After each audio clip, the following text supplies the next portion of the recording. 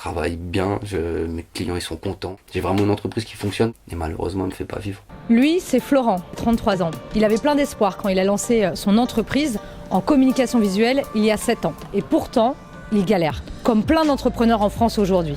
Il est désespéré et moi je trouve pas ça normal parce qu'il crée de l'emploi. La précarité touche tout le monde et on n'en peut plus. Alors on s'est dit avec le haut-parleur qu'on allait essayer de chercher des solutions à ce problème. D'abord freelance, Florent se déplaçait de petit boulot en petit boulot avec son scooter et son cutter. Puis en 2012, il décide de créer sa société. Il a des employés, il paie ses impôts, il paie ses crédits, bref, il est réglo et pourtant ça marche pas.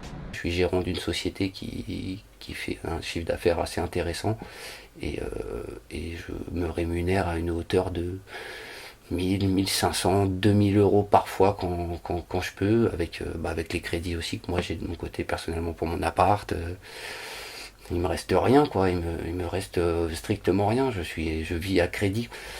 Quand c'est des périodes calmes, je travaille 50 heures par semaine. Quand c'est des périodes dures, je travaille 90 heures par semaine pour toucher même 2000 euros. Si on fait l'abattement aux 35 heures, en fait, je suis moins qu'un smicard, quoi. Je gagne 800 euros par mois, en fait, ou 700 euros par mois.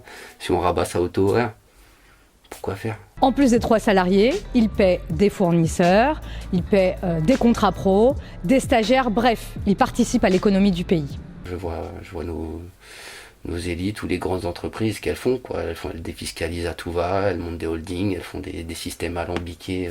Moi, si je passe à travers l'impôt, je vivrais très très bien, sauf que je suis petite gens, quoi, et je paye tous mes impôts comme tout le monde. Je paye mon impôt sur mes bénéfices, je paye mes impôts sur mes revenus, je paye ma taxe d'habitation, je paye mes revenus, mes impôts fonciers.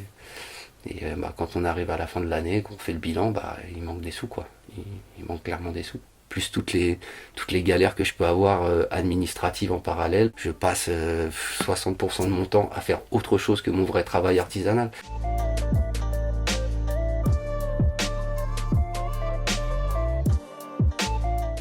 Le problème qui se pose aujourd'hui, c'est que les artisans n'ont plus le temps de faire leur métier. Bref, est-ce qu'il ne serait pas préférable de penser peut-être à un nouveau service public qui serait en charge de tout ce suivi administratif? Ce serait une personne fixe au sein de l'administration, par exemple, que l'on pourrait appeler dès qu'on a un problème et qui du coup suivrait toute la situation du chef d'entreprise du début à la fin de son activité. Ça permettrait de libérer du temps et surtout de l'énergie. Et du coup, ça permettrait aux petits patrons d'entreprise, comme Florent, de se sentir beaucoup moins seul et isolé. Moi, un de mes plus gros problèmes après les niveaux d'imposition auxquels on est assujetti, c'est les retards de règlement qui sont les principales causes des fermetures des sociétés en France, quoi, des petites boîtes, j'entends. Et voilà, moi je me paye pas, quoi, ou peu, ou je me paye quand il y a de l'argent, parce que mes clients me payent à 3, 4, 5, 6 mois parfois. Mes fournisseurs me demandent de les payer à 1 mois, puis mes salariés me demandent de les payer jour J. Donc, ça s'accumule dans la chaîne. Résultat, ils empruntent et s'endettent toujours plus. On pourrait par exemple imaginer un système d'amende qui s'enclenche automatiquement lorsque le client ne paye pas à temps. Les banques ont bien les agios, alors pourquoi pas ?